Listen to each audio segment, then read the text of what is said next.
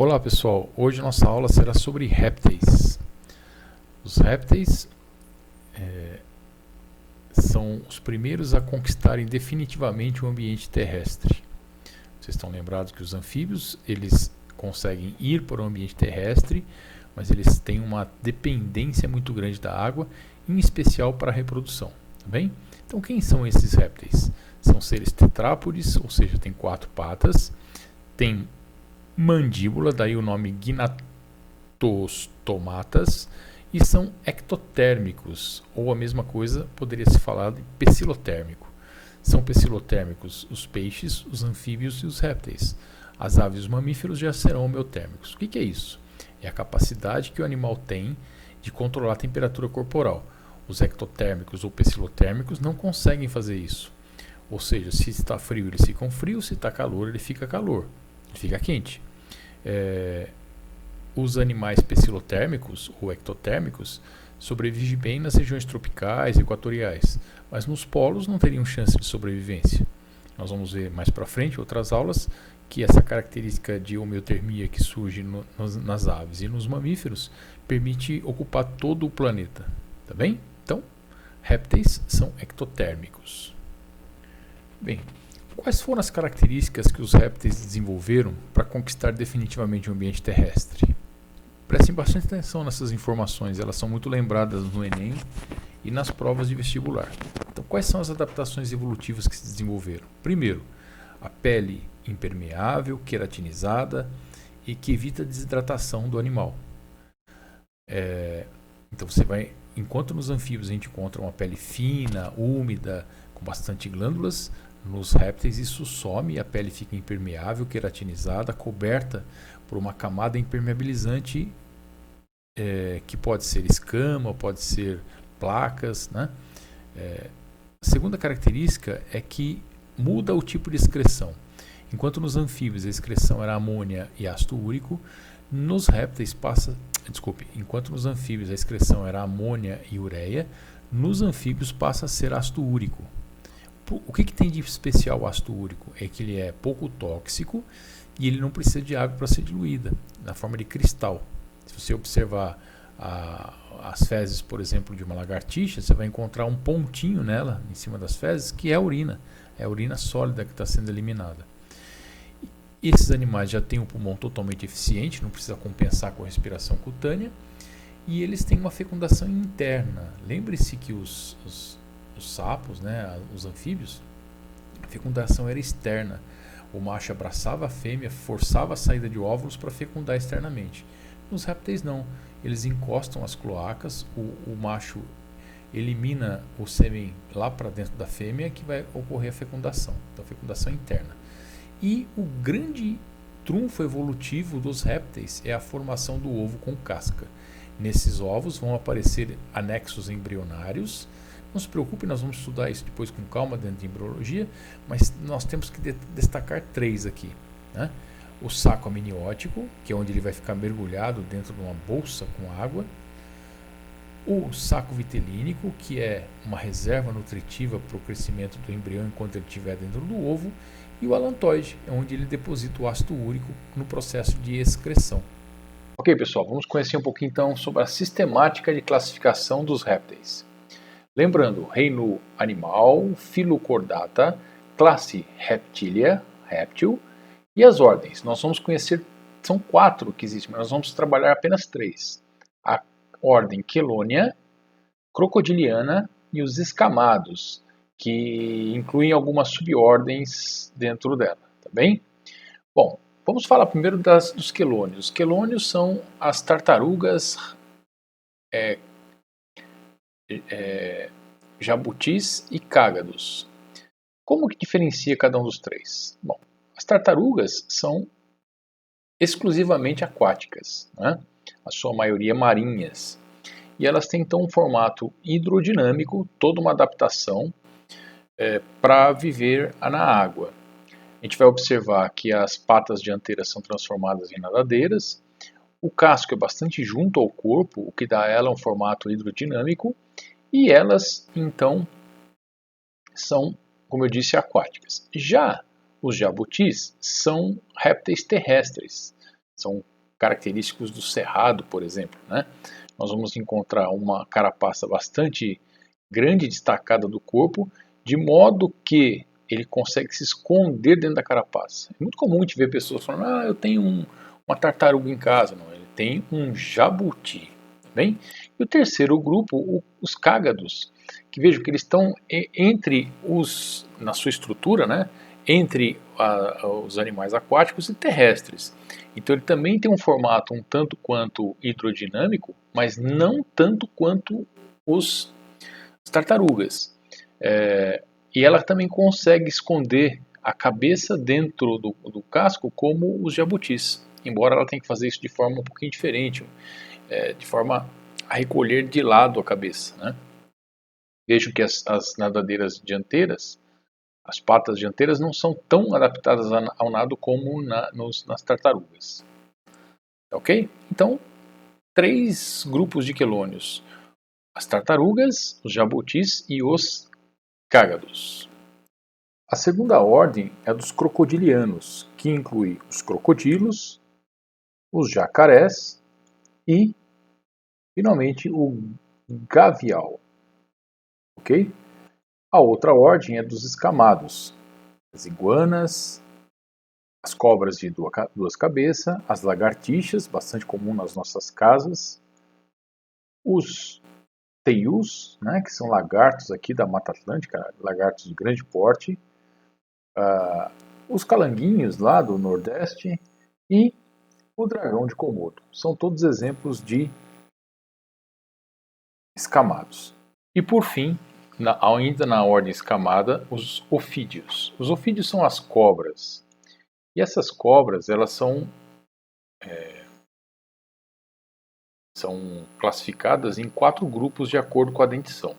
Existem as cobras áglifas, que não têm dentição inoculadora de veneno. Essas cobras mordem, enrolam no corpo da vítima, sufocam e depois eles vão engolir. Então é comum as jiboias, as sucuris. O segundo grupo, das opstóglifas. Essas cobras têm um dente inoculador de veneno, mas que não tem eficiência nesse sentido, porque os dentes ficam na parte posterior da boca e é muito difícil que ela consiga injetar o veneno, no caso no humano, né? Quando uma presa, sim, uma pequena presa. É muito comum as cobras cipós, as cobras verdes, cobras marrons. Então essas 2 primeiros grupos de cobras, as áglifas e as opstóglifas, não são consideradas serpentes peçonhentas. Mas as proteróglifas e o próximo grupo, que são as solenóglifas, sim, tá bem? São na parte anterior. E esses dentes são inoculadores de veneno. Então as proteróglifas e as grandes principais peçonhentas são as solenóglifas. Tá bem? Então olha lá, áglifas e opstóglifas não são consideradas peçonhentas. Proteróglifas e solenóglifas são extremamente peçonhentas. Ok? Veja que a diferença entre solenóglifa está na estrutura do dente. Enquanto o dente tem uma canaleta de inoculação, aqui tem é como se fosse uma agulha, né? Ela é perfurada. Então a eficiência da injeção do veneno é muito maior na solenóglifa do que na proteróglifa. Bem? Uma coisa que ajuda a identificar a cobra solenóglifa é a presença dessa estrutura que a gente vai falar em seguida, que é a fosseta loreal. Tá bem? Bem, a fosseta loreal é uma estrutura termorreceptora. Ela fica localizada entre a narina e o olho. E a função, como o próprio nome diz, é perceber o calor. Então imagine que você solte num local escuro um ratinho e uma cobra, né, solenóglifa. Ela vai perceber muito rápido o rato, mesmo que ela não enxergue, por 2 motivos. Primeiro, pelo calor emitido pelo rato, a fosseta loreal detecta esse calor. Segundo, porque a língua bífida, bifurcada, consegue captar odores no ar, levar para dentro da boca, então ela recolhe a língua e encosta a língua num órgão chamado órgão de Jacobson, que fica no céu da boca, no teto da boca da cobra, e ela vai sentir o odor de forma muito eficiente. De modo que esses esses répteis solenógrafos, né, essas cobras solenógrafas, são grandes caçadores de animais homeotérmicos. Bom, nós já dissemos no início da aula a respeito do tegumento dos répteis, né? Então, isso possibilitou ao animal uma conquista do ambiente terrestre de forma muito eficiente. Há uma grande quantidade de queratina depositada sobre a pele, que faz com que a pele não precise de glândulas, não tem glândulas, né? E tem uma grande impermeabilização. As cobras e os lagartos possuem escamas, os crocodilianos possuem placas córneas e as tartarugas as carapaças. Então, todos eles muito impermeabilizados e protegendo o animal para os ambientes secos. Os répteis possuem um sistema digestório completo, já isso existia lá desde os peixes já, né? O que chama atenção é que eles têm uma boca com dentes, alguns dentes são inoculadores, como nós vimos nos ofídeos. O sistema digestório termina numa cloaca, que é uma abertura onde desemboca o sistema digestório e o sistema reprodutor. Né? Então, por ali ele defeca, e excretor também, ele defeca, urina e reproduz, e coloca ovos tudo pela cloaca. Né? E possui, então, um tubo digestório bastante eficiente. O sistema respiratório é pulmonar, todos têm respiração pulmonar, chamando a atenção só para as tartarugas marinhas, como elas ficam muito tempo submersas, as cloacas acabam funcionando para absorção de oxigênio, ela guarda um pouco de ar na cloaca e absorve para aguentar um mergulho mais longo. Bem, o sistema circulatório nos répteis é fechado e vai modificar um pouquinho em relação aos anfíbios, porque os anfíbios tinham um coração com 2 átrios e um ventrículo, se bem vocês lembram, né? Agora, os répteis têm um coração com 2 átrios e 2 ventrículos. Entretanto, na maioria deles, ele não está totalmente separado, de modo que sangue arterial e venoso se misturam ainda. Portanto, continuam sendo um sistema circulatório fechado e incompleto. Mas há uma exceção, os crocodilianos, que têm 4 cavidades completas totalmente separadas. E aí, nesse caso, os crocodilianos têm sistema circulatório fechado, completo. Ok? Observe aí o coração, né? 2 átrios, 2 ventrículos comunicantes. Eles estão comunicando, então mistura sangue arterial e venoso. A grande maioria dos répteis. E nos crocodilianos a separação completa, que vai agora se prolongar nas aves e nos mamíferos. Bem, os répteis têm os rins já desenvolvidos, bem eficientes, metanéfricos, e eles excretam ácido úrico.